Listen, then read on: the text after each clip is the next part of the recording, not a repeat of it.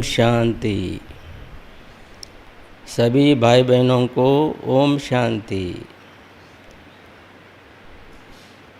वर्तमान समय ये जो टाइम मिला हुआ है,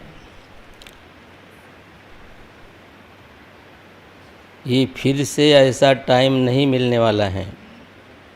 ये समय है खुद को योग बल से संपन्न बनाने का, और खुद संपन्न बन औरों के रक्षक और उनकी ज्ञान से सेवा। लेकिन अभी मुख के द्वारा सेवा नहीं है हमारे पास। अभी तो ऐसा समय चल रहा है कि मुख के द्वारा, वाणी के द्वारा सेवा नहीं है। तो फिर सेवा से संपन्न बनने का टाइम, अभी तक हमने बहुत सेवा किया है वाणी के द्वारा। अपने सामने 10, 15 को, 20 को, 100 को लेकर के हमने उनका कोर्स किया, उनको प्रदर्शनी समझाई। लेकिन वर्तमान समय एक ऐसा योगबल जमा करना है कि मैं बैठे बैठे हजारों लोगों का कोर्स कर सकूं। और ये कोई साधारण बात नहीं है। ऐसी मुख की सेवा करने के लिए ज़्यादा योग बल की ज़्यादा ज़रूरत नहीं होती है। सामने 10-15 लोग बैठे हैं और हम बाबा का ज्ञान सुना देते हैं। लेकिन आपने कई वाणियों में सुना होगा कि बाबा अपने बच्चों को वतन में बिठा करके, बच्चे आप बोलते जाओ मन के अंदर में, वो सुनते जाएंगे। उनके कानों में नहीं जाएगा, उनके दिलों में जाएगा। क्योंकि दिल से बाबा के पास बैठते हैं तो दिल का आवाज़ उनके दिल में जाता है। ऐसा समय आने वाला है कि बाबा कहते हैं कि विनाश का इतना भयानक समय होगा कि लोग तो घबरा जाएंगे। पांचों तत्व अपने पूर्ण जोर शोर से विनाश के लिए तैयारी करेंगे। पांचों विकार भी पूर्ण जोर से अपना 20 नाखून का जोर लगाएंगे। आज हम जिस पोजीशन में हैं, ये पोजीशन फिर से नहीं मिलने वाली है। संस्कारों का टकराव होगा, कर्म भोग आएगा, और इसमें आप इतने बिजी हो जाएंगे कि आप अपने लिए पुरुषार्थ नहीं कर पाएंगे। इसलिए ये वरदानी समय है। भगवान ने हमको एक वरदान के रूप में समय दिया हुआ है कि इस समय तुम जितना योग बल जमा करेंगे, उतना तुम योग बल से अपनी राजधानी स्थापन कर पाएंगे। कभी भी कहा जाता है योग बल से विश्व की वो पॉपुलेशन तो अभी पूरी हो गई है। ब्रह्मा बाबा ने अपनी पॉपुलेशन तो पूरी कर ली है, लेकिन बाबा ने हम बच्चों को तैयार किया है। बच्चे, आप भी अपनी राजधानी तैयार करो। और कभी भी मुरली में आता है कि हर एक की राजधानी बन रही है। जो जितना बड़ा महाराजा होगा उतना उसकी बड़ी राजधानी। और कभी भी हम कहा जाता है बच्चे, सुदामा की मिसाल कुछ करो और महल तुमको मिल जाएगा। अब विचार करो कि हम यहाँ सुदामा बनने के लिए आए क्या? ये एक महल का कोई राजा होता है? और सुदामा जो गया था श्री कृष्ण के पास, वो कोई मालिक बनने के लिए नहीं गया था, वो कोई राजा बनने के लिए नहीं गया था। थोड़ा सा कुछ मिल जाएगा, जो मेरा परिवार भूखा है उसको खाने पीने की थोड़ी अरेंजमेंट हो जाएंगी, इसलिए वो गए थे। वो थोड़ी श्री कृष्ण के पास गए थे कि मैं जा कर के कोई मैं राजा बनने के लिए जा रहा हूँ, श्री कृष्ण कोई एरिया मुझे दे देंगे राजा बनने का। इसलिए यहाँ पर सुदामा की मिसाल नहीं करना है हमें, क्योंकि ये एक महल का कोई राजा नहीं होता। राजधानी में कितने महल होते हैं, महलों का राजा, हमारी प्रजा भी महलों में रहेंगी और हमारा बड़ा महल होगा। तो ऐसे बड़ा महाराजा बनने वाले बाबा कहते अभी तक तुम्हारी इतनी प्रजा नहीं बनी हुई है, इतनी तुमने वाणी से सेवा नहीं किया है, ये समय है तुम्हारा योग बल से करोड़ों की गिनती में अपनी प्रजा बनाने के लिए, अपनी प्रजा और भक्त बनाने का ये समय है। वो कैसे बनेगा, योग बल से। और योग बल कैसा चाहिए, योग बल ऐसा नहीं कि हम बाबा की याद कर लिया और हो गया पूरा काम, नहीं, ऐसी याद जम करके हमारी होनी चाहिए कि हम बाबा के पास बैठ जाए उनके गोद में कितना भी घंटा और बाबा के साथ विश्व का चक्कर लगाने की सेवा करें। ये कोई साधारण बात नहीं है, ऐसे बोलने से नहीं होता, इसके लिए बहुत तपस्या करनी पड़ती है, इसके लिए मौन करना पड़ता है, अंतर्मुक्ता लेनी पड़ती है, एकाग्रता बढ़ानी पड़ती है, एक रस अवस्था बढ़ानी पड़ती है। वो कब बढ़ाएंगे, क्या इतना टाइम अभी तक मिला? जिन्होंने अभी तक थोड़ा टाइम लेकर के भी जिन्होंने अपनी अवस्था बनाई है वो तो अभी सेवा करते आए हैं, लेकिन अभी ये कि वरदान के रूप में ये समय मिला है, सबको चांस है कि खुद को संपन्न बनाना, अपने संपन्न स्वरूप में स्थित होकर के औरों को योगदान देना, रक्षक बनना, उनका विनाश के टाइम पर खुद भी रक्षा करनी है अपनी, और जो खुद का रक्षक होगा वो औरों का भी रक्षक होगा। हमको देवता कब मानेंगे? देवता तब मानेंगे जब लोगों को, जैसे भूकंप हो रहा है, बहुत बाढ़ आ रही है, विचार करो कि भूकंप हो रहा है, बहुत बाढ़ आ गई है, अभी कोई वहाँ पर उनको वहाँ पर प्रोटेक्शन का साधन नहीं है, और वहाँ हम एक किनारे पर खड़े हैं जहाँ पर भूकंप रुक गया है और बाढ़ जहाँ के वहाँ रह गई है। वो जब हमारे पास पहुँचेंगे तब समझेंगे अरे हमारी रक्षा तो इन्होंने किया है, यही देवता है, हम यहाँ पर आए और सुरक्षित हो गए। और हमारे पास वही पहुँचेंगे जिनको हमने पहले कुछ दिया है, जिन्होंने पहले बाबा के कार्य में कुछ सहयोग दिया है, जिनकी थोड़ी सी लाइन क्लियर है, जिन्होंने बाबा का थोड़ा मैसेज सुना है, जिन्होंने भी बाबा के कार्य में जरा सा भी सहयोग दिया होगा, वही सुरक्षित स्थान पर पहुंचेंगे, हमारे पास आएंगे। जो नहीं, जिन्होंने सहयोग दिया होगा किसी भी प्रकार का, वो हमारे पास भी नहीं पहुंच पाएंगे और रक्षण भी उनका नहीं होगा। लेकिन बाबा कहते स्वरक्षक स्व विश्वरक्षक। और अभी जितनी हम विश्व की सेवा करते हैं, विश्व की आत्माओं की सेवा करते हैं, तो बाबा कहते तुमको खुद को टाइम देने की ज़रूरत नहीं है। जितना तुम सेवा में बिजी रहेंगे, तुम्हारी अपनी सेवा अपने आप होती जाएंगी, अपने आप तुम संपन्न होते जाएंगे। खुद को संपन्न बनाने का समय है, लेकिन हमारा समय अपने लिए न जाए। किसके लिए जाए? विश्व की आत्माओं के लिए जाए। हम जब ज्ञान में आए तो हमने प्रयोग करके देखा था कि हम मौदा में रहते थे, तो हमने सोचा कि रामटेक में बहुत बड़ी यात्रा भरती है, कम से कम वहाँ पर हज़ारों लोग आते हैं। तो वहाँ हमने थोड़ा सा बाबा के पास बैठ गए, बाबा हम थोड़ा चक्कर लगाते हैं रामटेक का। हाँ बच्चे ज़रूर।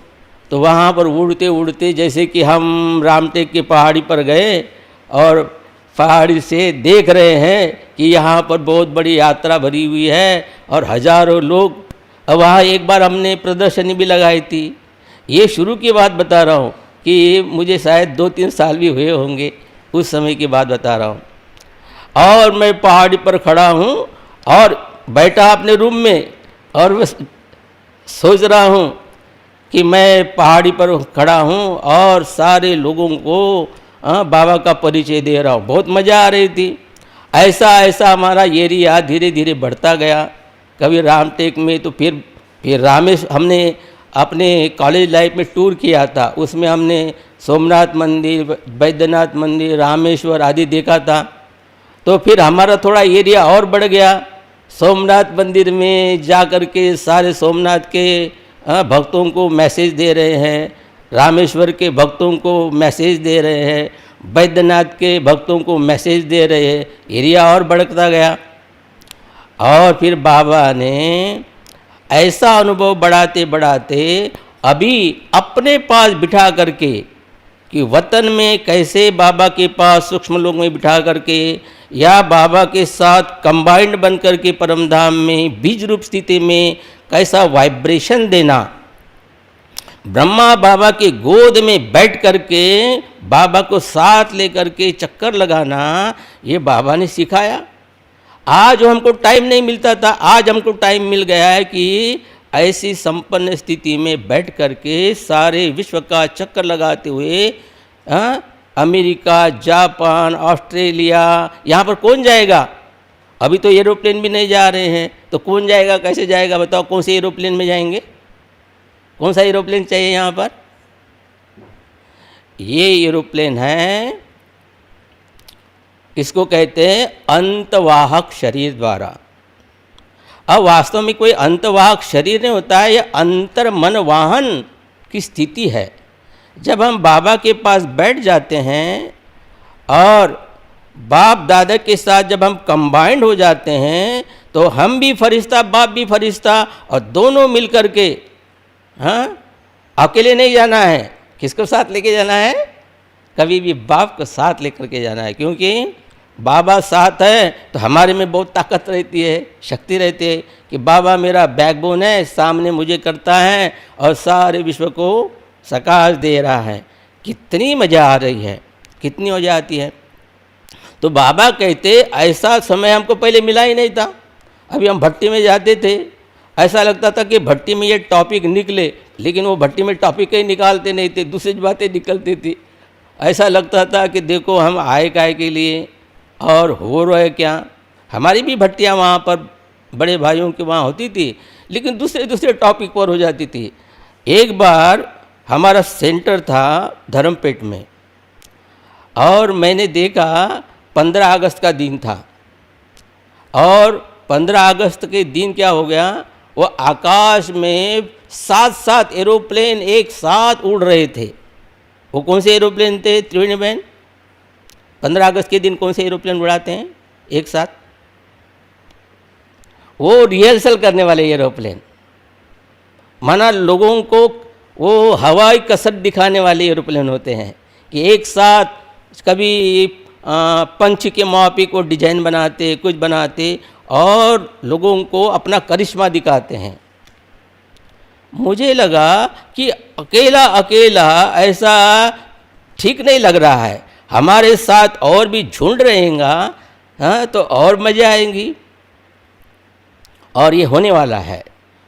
हम झुंड के झुंड फरिश्ते आकाश में उड़ कर के सारे ग्लोब को सकाश देने की सेवा करने वाले हैं। लेकिन उस झुंड में, उस फरिश्ते के ग्रुप में कौन आएगा? सभी नहीं आएंगे, जो पुरुषार्थ करेंगे वो ग्रुप में आएंगे। और बाबा कहते हैं फिर नंबर भी उनका ही लगेगा, क्योंकि होलसेल सेवा का टाइम चल रहा है। अभी हमने होलसेल सेवा नहीं किया है। आज हमने पदयात्राएं निकाले, प्रदर्शनियाँ लगाया, मेले लगाए, कितने को ज्ञान दिया? ज़्यादा से ज़्यादा हमारे द्वारा कितनी की सेवा हुई होंगी? हजारों की सेवा होंगी, 1 लाख तक पहुंच गए होंगे। लेकिन करोड़ों की सेवा करने का जो मौका है वो कौन सा टाइम चल रहा है बताओ? करोड़ों की सेवा, कोई एक व्यक्ति करोड़ों को ज्ञान नहीं दे सकता है मुख के द्वारा, ना किसी को टोली खिला सकता है, ना किसी को करोड़ों को भोजन दे सकता है। तो कैसे सेवा कर सकते हैं हम? तो बाबा कहते ऐसा टाइम आने वाला है कि पीने के लिए मिलेगा नहीं, खाने के लिए मिलेगा नहीं। ये अंगूठी देंगे तो अंगूठी के द्वारा भी तुमको ये ग्लास पानी मिलने के लिए नहीं रहेगा। तो उस समय आपकी स्थिति कैसी होनी चाहिए? हमारी स्थिति ऐसी होनी चाहिए उस समय कि मुझे प्यास नहीं लग रही है, और जिनकी मैं सेवा कर रहा हूं उनकी प्यास भी बुझ गई है केवल सकाश से। ऐसा अनुभव कराना पड़ेगा हमको, लेकिन वो टाइम कब है? वो टाइम अभी चल रहा है। अभी हम ऐसी प्रैक्टिस करेंगे कि अपनी संपन्न स्थिति में रह करके मैसेज, जैसे योग को कभी कभी अच्छा लग जाता है, एकाग्रता आ जाती है, ऐसे एकाग्रता वाली योग की स्थिति में बैठ करके कहाँ पर बैठना है? कहाँ पर बैठना है? नीचे नहीं बैठना है। नीचे तो 10 लोगों की सेवा करते हैं। मैंने तो देखा है कि हमने भी कोर्सेस किया है, 15 लोगों के कोर्स एक साथ किया है, लेकिन अभी कितने को कोर्स करना है? समझो कि डायमंड हॉल में हम बैठे हैं, 20,000 लोग बैठे हैं, और 20,000 लोगों का आप कोर्स करना है तो कैसे करेंगे? ये डायमंड हॉल हमको वतन में क्रिएट करना पड़ेगा। कहाँ पर? और 20,000 है क्यों, ज़्यादा भी बैठ सकते हैं, ऐसा डायमंड हॉल क्रिएट कर सकते हैं। और ऐसा बड़ा हॉल क्रिएट करके वहाँ पर सभी धर्मों के लोग बैठे हैं, और मैं मैसेज दे रहा हूँ। कहाँ बैठ करके? वतन में, बाबा की गोद में बैठ करके। लेकिन उस समय जो हमारी एकाग्रता रहती है, जो हमारी एक चित्त रहता है, जो हमारी योग की ज्वालामुखी स्टेज रहती है, उसके द्वारा वो मैसेज उन आत्माओं के दिलों तक जाता है। आज हमारे भक्त जंगलों में बैठे हुए हैं, पहाड़ों में बैठे हैं, गांवों में बैठे हैं। हम अभी तो शहरों में चक्कर नहीं लगा सकते, नागपुर में भी चक्कर नहीं लगा सकते, तो फिर गांवों में, पहाड़ों में जाएंगे कैसे? तो बाबा कहते हैं मेरे पास आओ, मैं तुम्हारा मैसेज, तुम्हारा आवाज़, दिल का आवाज़ तुम्हारे भक्तों तक पहुंचा दूंगा, तुम्हारी प्रजा तक पहुंचा दूंगा। और हमारे लिए मेहनत किसने किया? पहले भी बताया था मैंने कि आज हम जो ज्ञान में निकले ना, तो हमारे लिए मेहनत किसने किया? हम कहाँ बैठे थे? कौन से गांव में बैठे थे? उस गांव में हमारे लिए मैसेज भेजने वाला कौन था? हमारे लिए वो मैसेज समझ करके हमारी बुद्धि को योग्य बनाने वाला बाप दादा थे, मम्मा बाबा थे, हमारी बड़ी दादियाँ थी, जो 14-14 साल योग में तपस्या करके उन्होंने जो वाइब्रेशन फैला है सारे वर्ल्ड में, उस वाइब्रेशन में हम भी थे। हमारी बुद्धि को सुयोग्य बनाने वाले वो थे। फिर हमको लगा कि मैं थोड़ी प्रदर्शनी देखी, किसने ज्ञान दिया, मेरे समझ में आ गया। वो हमारे कारण समझ में नहीं आया, हमारी बुद्धि को इतना योग्य बनाने वाले वो थे। तो बाबा कहते आज आपको निकाला, अभी आप फाउंडेशन बनो। काय के लिए फाउंडेशन बनो? करोड़ों, आज जो 33 करोड़ बनने वाले हैं उनके लिए तुम फाउंडेशन बनो, तुम सेवा करो। क्योंकि हमारी राजधानी तो उनकी राजधानी तो बन गई, हम उनके राजधानी में तो आए गए, लेकिन अभी हमारी राजकुमारों की राजधानी बननी चाहिए ना। वो कौन करेगा? इतना योग बल जमा करना है, और जब योग बल जमा करना है तो लीकेज नहीं चाहिए। नहीं तो एक तरफ से टैंक भर रहे हैं और दूसरी तरफ से आउटलेट में भी जा रहा है, तो क्या होगा? टैंक भरेगा, टैंक खाली का खाली रहेगा।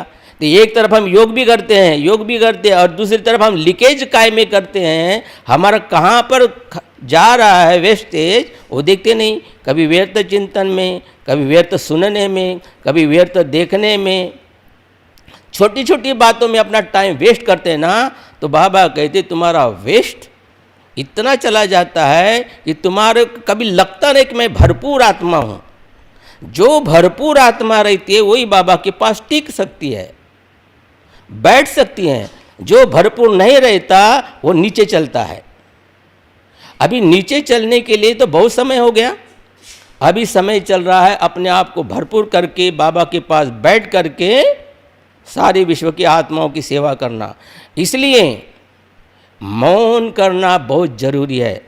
मौन और अंतर्मुक्ता के बारे में मैं कल बताऊंगा, लेकिन हर एक ने, अभी मौन करना तो सबको मालूम है, अंतर्मुक्ता में रहना है, लेकिन अंतर्मुक्ता क्या चीज़ है, मौन क्या चीज़ है? मौन केवल ऐसा नहीं मुख का मौन कर लिया हो गया काम पूरा, नहीं।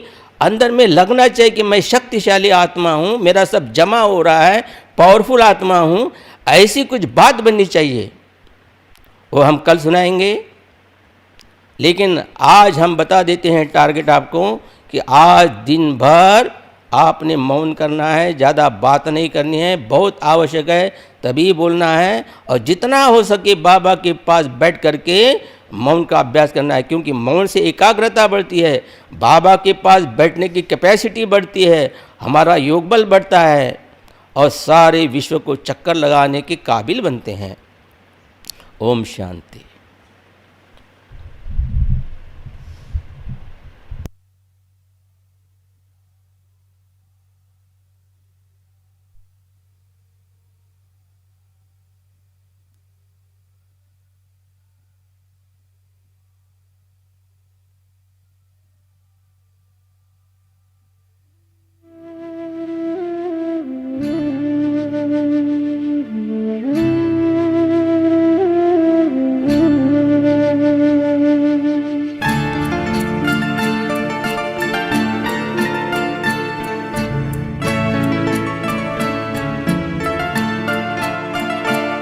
मन की आँखों से हर पल ही तुझको देखूं, मन की आँखों से हर पल ही तुझको देखूं। बाबा खड़े हैं पास मेरे, दिल से दुआएं मांगू। बाबा मेरे, बाबा मेरे, बाबा मेरे, बाबा मेरे।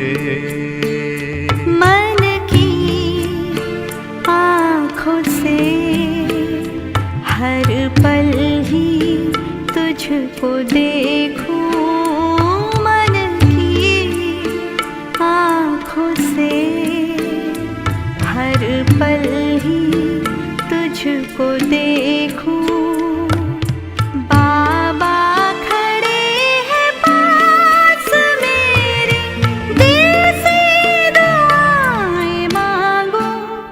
बाबा मेरे, बाबा मेरे, बाबा मेरे, बाबा मेरे।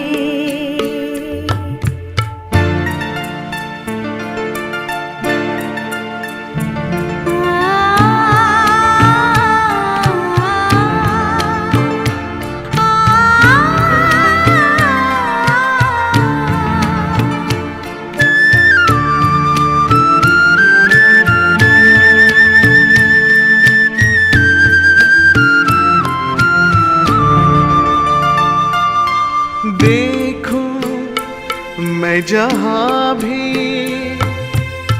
रूप तेरा ही सामने आए, वर्षा वरदानों की मेरे मन पे तू बरसाए। रूहानी दृष्टि दे दे, रूहानी दृष्टि दे दे, इतनी दुआएं